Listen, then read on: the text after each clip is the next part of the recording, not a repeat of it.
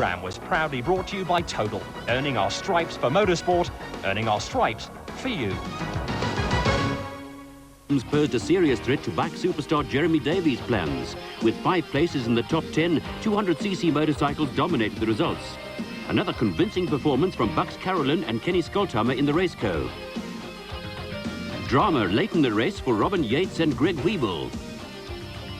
And problems also for top contenders Philip Malone and Richard Leek.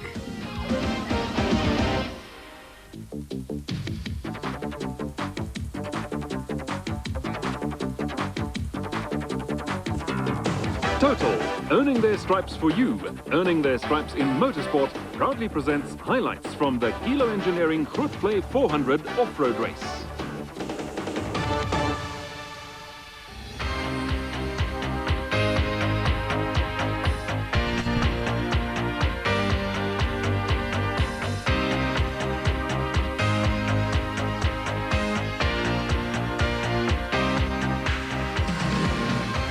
Wide open spaces, powerful machinery and colourful characters add up to one thing: off-road racing in South Africa and the start of a new season. All the top names in off-road racing in this country were out in force for the Kilo Engineering Grootvlei 400, the first round of the 1991 South African Championships. Run over 2 days with the event scheduled to take in 4 laps of 100 kilometres each, the early action was dominated by Bucks Carolyn and Kenny Skolthammer in the Natal Earthworks Raceco. The pair easily won the first 100 kilometre section, opening up a 9-minute gap over the second place car.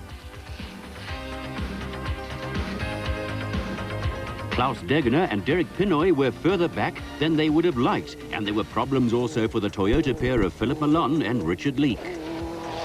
We were having a good run for the first 60 Ks. This lap today was about 107 Ks. First half we were going very well, holding on about 2 minutes behind Bucks, who was leading. And both of us were pulling well ahead of the field, probably 6 minutes to 7 minutes at that stage. And then some smoke started coming underneath the dashboard, and the starter motor switch, the actual push button, had actually shorted.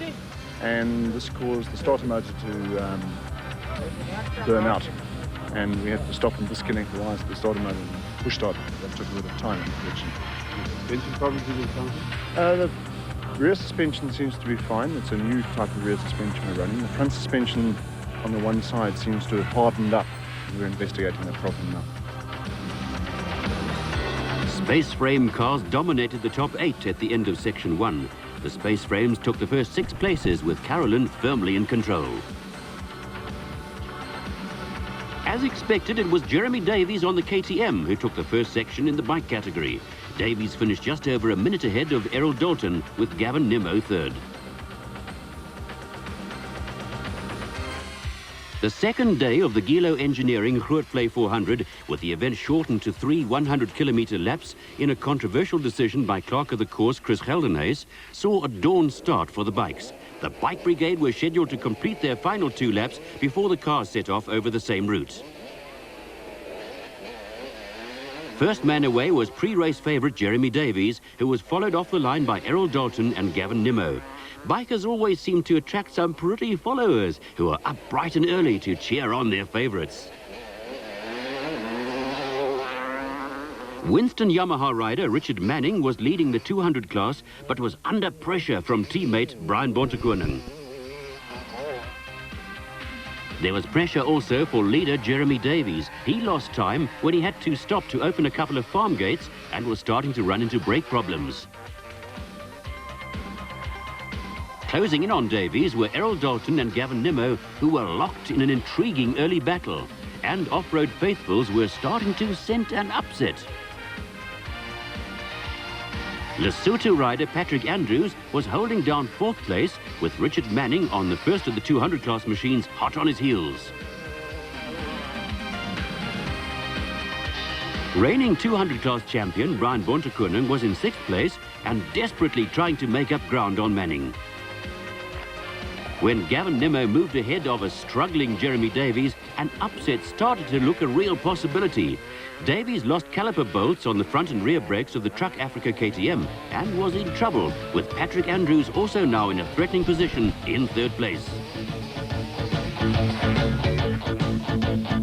A tremendous fight was going on between 200 class contenders Richard Manning and Brian Bontekoning, with the Sun City 400 winner Yuri Himon taking time out to put on a display for our cameramen.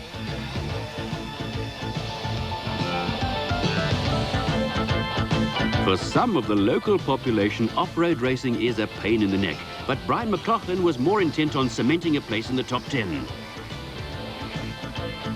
Chris Dodd, on another Winston Yamaha, had also moved into the top 10 in the overall placings.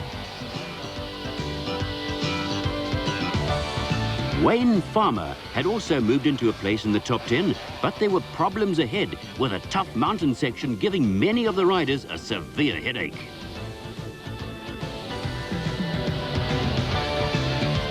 For the less experienced riders, the narrow and rocky mountain sections are where valuable time is lost.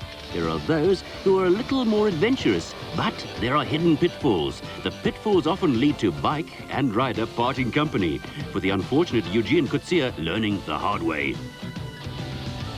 There are times when life is a little too unkind.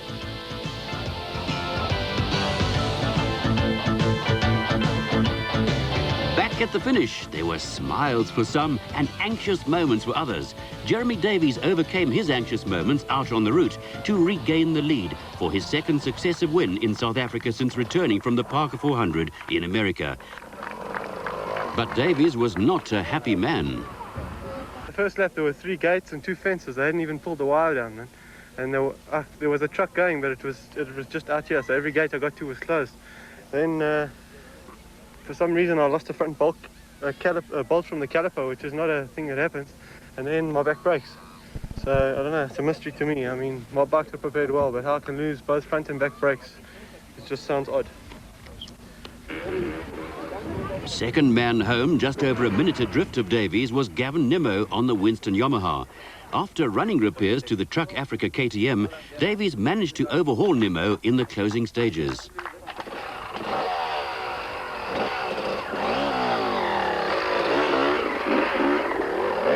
Third place went to long-distance specialist Patrick Andrews, who hails from Lesotho. For Andrews, it was a sprint race, but fun all the same.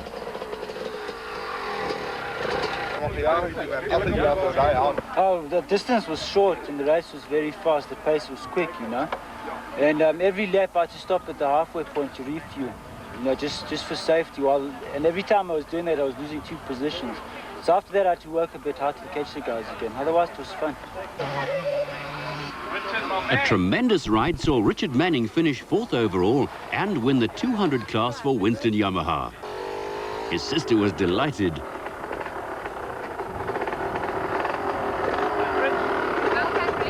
And for his girlfriend, there was a lift back to the pit area. An overall win for Jeremy Davies and KTM, but the honours really went to the 200 class riders with 5 places in the top 10. There were class wins for Manning, Davies and Andrews, with Yamaha and KTM sharing the honours in the manufacturer's stakes.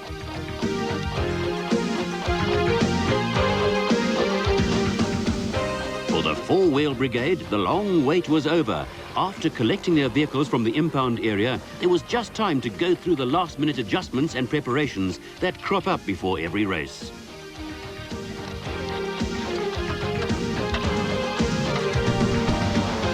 First section winners Bucks Carolyn and Kenny Skolthammer led the field away. With a 9-minute lead and the event shortened by 100 kilometres, the pair were in a powerful position.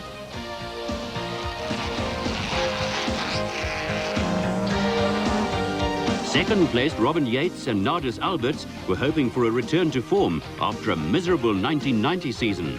Former champion Fred Levesque was also hoping for a good result after a season navigating for Richard Schilling.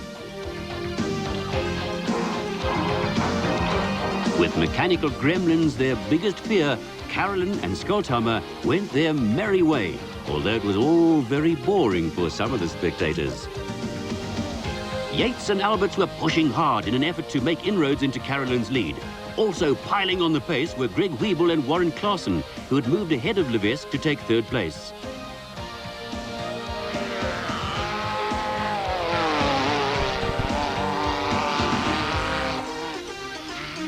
Rob Sands and Dries Venter were a little too enthusiastic and gave themselves what off-roaders term a wake-up call.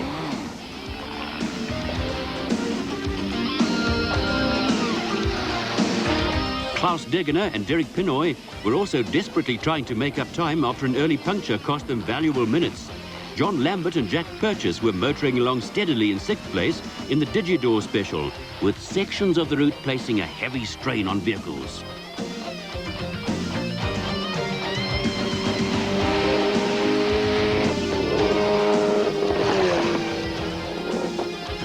In an impressive performance, Abdul Variawa and Hanif Hussein were leading Class 2 and holding down 7th place overall in their VW Baja Bug. Niels Eriksson and Stoffel Stradom were giving chase in the Super Beetle in Class 8.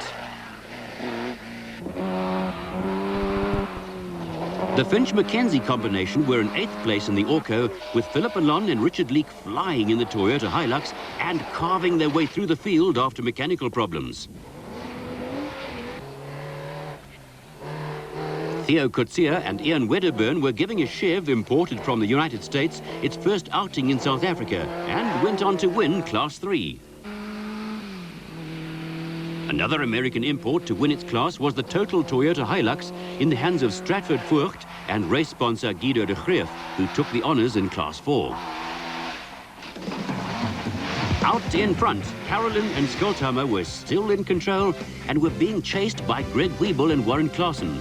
To make it more interesting, Wiebel and Klaassen are this season campaigning the ex-Carolyn racecar Kojima.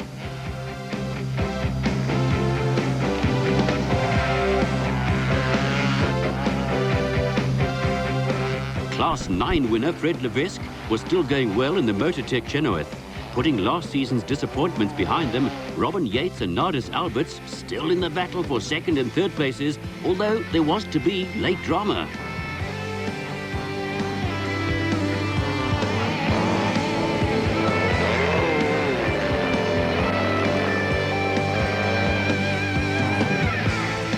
Klaus Degener and Derek Pinoy were still going like the clappers and eventually worked their way into 4th place behind Wiebel and Yates. Then, drama struck late in the race and both Wiebel and Yates rolled. Degener and Pinoy suddenly found themselves elevated to 2nd place. There were anxious moments late in the race for leaders Bucks Carolyn and Kenny Skolthammer. A front shock absorber on the race cope broke and they were forced to slow down dramatically. Had the race not been shortened, the problem could have turned into a major headache for Carolyn and Skolthammer. Back at the finish, there was a relaxed atmosphere. Any tension Carolyn and Skolthammer were feeling disappeared when they cruised into the finish with 5 minutes in hand over Klaus Degener and Derek Pinoy, who profited from the antics of Wiebel and Yates. It was smiles all round, with Carolyn happy with the eventual outcome. We could have gone and done another lap. We would have had to fix the car there, but I think we've got to be fair to the other guys out there, you know, the chaps who, in the Barger bugs and that, they're having a hell of a time in those mountains, I think. So if they're going to try and make races to try and break this car, then they'll break the spirit of the other guys, and obviously I don't want that either. There was late disappointment for Robin Yates and Greg Wiebel, but storming drives from Klaus Degener and Philip Malone brought them into the top 5. Toyota dominated the class results with 3 victories, but the early salvos fired in the Gilo Engineering Grootvlei 400 point to a highly interesting season which lies ahead.